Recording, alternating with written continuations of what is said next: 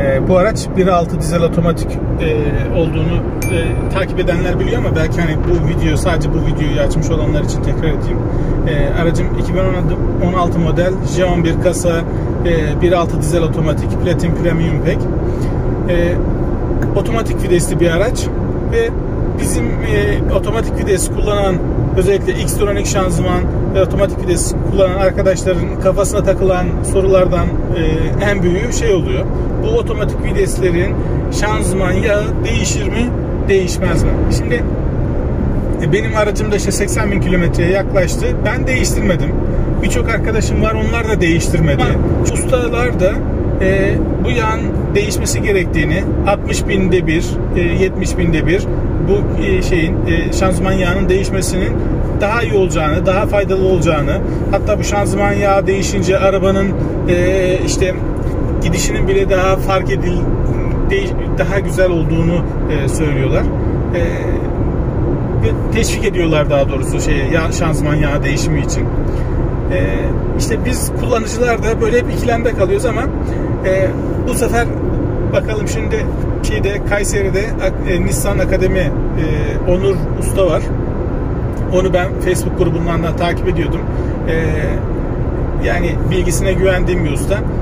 Dönüş yolundayken, hazırda yolumuzun üstündeyken onun yanına bir uğrayacağız. Bakalım ne diyecek bize, ne önerecek.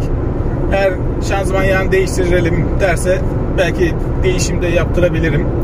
Aslında herhangi bir şikayetim yok. Yani arabanın gidişinde ya da şanzımanında işte herhangi bir şikayetim yok ama ileriye dönük, sonuçta ben bu arabayı uzun yıllar kullanmak istiyorum.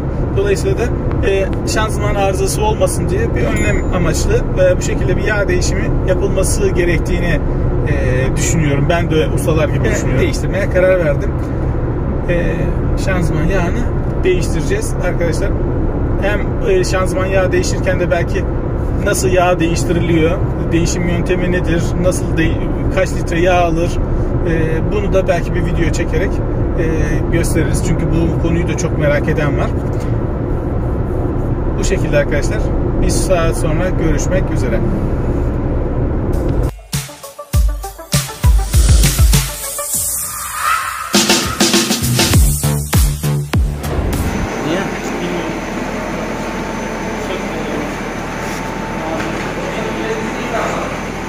Merhaba usta. Rengi de sanki çok da koyulaşmamış ya. Rengi nasıl usta? Normal abi. Çok bozmamış kendini. Bozmamış değil mi? İyi. Ben biraz daha böyle siyah koyulaşmış beklerdim ama. Yok, bozmamış. Değil mi? Karteri sökünce daha net belli. Onur Usta'nın yanındayız. Merhaba. Patron. Kayseri'de Onur Bulak Usta. Şimdi yapılan doğru işlem bu aslında. Bir saniye hocam. Şimdi 1.6 dizel otomatik şanzıman yağı nasıl değiştirir? Şimdi Onur Ustam onu bize gösterecek arkadaşlar. 1.6 dizel otomatik. Öncelikle merhaba. 1.6 dizel Qashqai ile şanzıman yağının değişim kilometresini genelde 100.000 diye telaffuz ediyorlar. Evet. Ama ben bu yağın 80.000'de değişmesi taraftarıyım. Evet. Şöyle söyleyeyim, yağın bozulmadan değişmesi daha etkili. Değil mi? Aynen. Yani yağ bozulduktan sonra zaten işlevini göremeyip şanzıman içerisindeki parçalara zarar verdikten sonra çok bir anlamı önemi kalmaz. O zaman masrafı da çok olur. Önemli olan masraf girmeden böyle önlem alabilmek. Kalkışta ses, yavaşlarken ki bir titreme, silkeleme gibi. Bu sesleri biz genelde yağ değişimi ve programlamayla çözüyoruz. Yağ değişimi aslında oluşabilen şanzıman içerisindeki daha büyük arızaları hem önler, evet, hem de şanzımanın içerisinde arıza var zannettiğimiz durumları yağ değişerek giderek çözebiliriz diyorsunuz. Aynen. Şimdi yağ görevi ne? Yağ soğutma yapacak. Soğutma yapacak. Evet. Yani en önemli soğutma. Şanzımanı soğutma. Tabii soğutma. Şimdi yağlama görevi yapacak. Evet. Yani ne yapacak? Yüzeyde bir film, evet işte burada şanzımanın içerisinde sadece bu tapayı açmak yeterli değil. Şimdi içeride bir seviye tapamız var. Orayı da açacağız. Daha sonra karteri sökeceğiz. Karteri söktükten sonra içerisindeki mıknatısı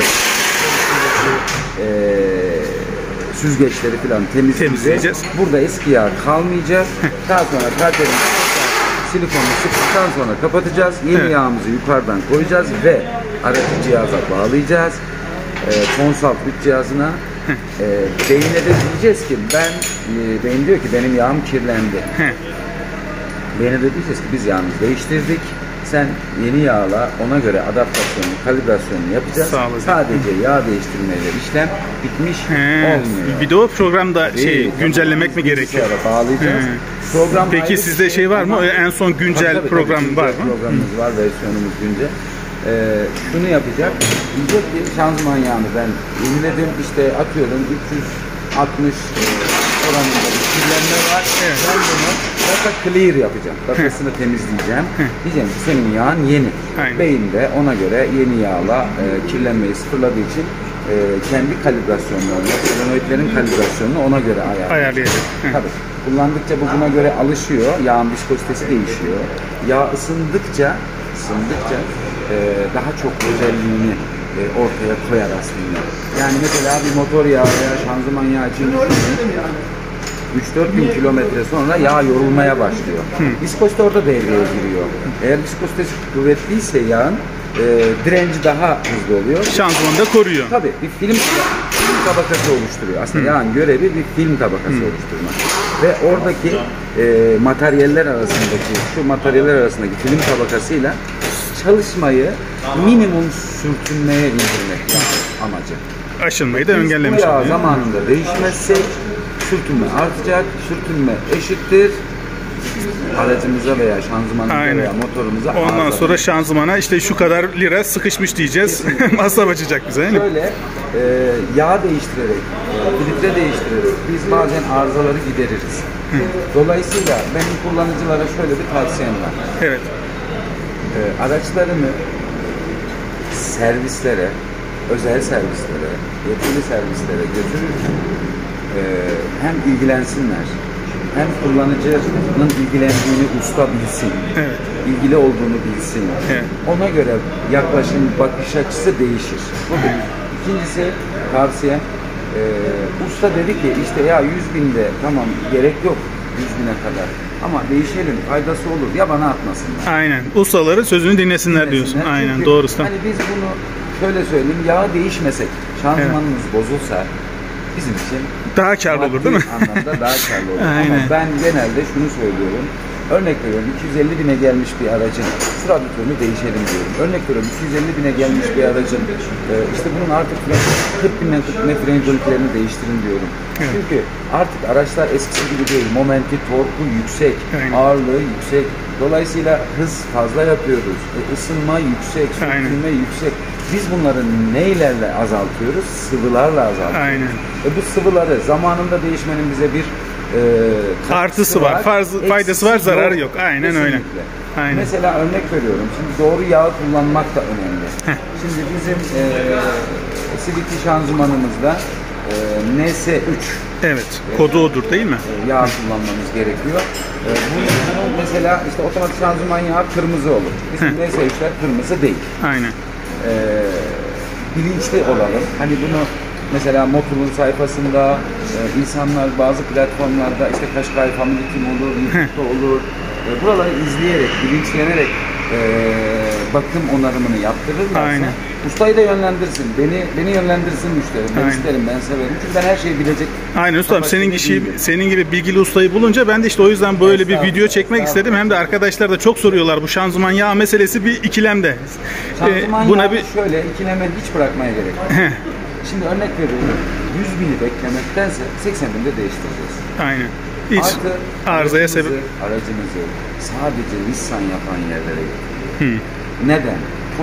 Orijinal cihazla baktıklarında eğer bir program varsa bunları kontrol ederler. Şanzıman yağı kirliliklerini ustanızdan, eğer ustanız bakmıyorsa siz isteyin. Kirlilik oranını verir. Aslında teknolojiyi çok iyi kullanmamız lazım. Kirlilik oranına göre de biz şanzıman yağı bak çok kirli, kilometreyi beklememize gerek yok, değişmemiz gerekiyor. Aynen. Her sıvının bir ömrü vardır diyorsun yani. Onun kesinlikle bir ömrü vardır. İyice koyulaşmadan, iyice zarar vermeden şanzımanı değiştirmek gerekiyor. Çok kötü olmuş, zamanında değiştirdim değil. Evet. O tam tersi. Şimdi zaten eğer özelliğini kaybettiğinde değiştiriyorsan bir yerine de zarar vermiştir zaten diyorsun değil mi? Şimdi, Aynen. müsaadenizle biz videoya kısa bir ara verip karterimizi sökeceğiz. Tamam, Karteri aynen. söktükten sonra şanzımanın içerisiyle beraber tekrar videoya Tamam. devam edeceğiz. Tamam ustam. Tamam. Görüşmek üzere.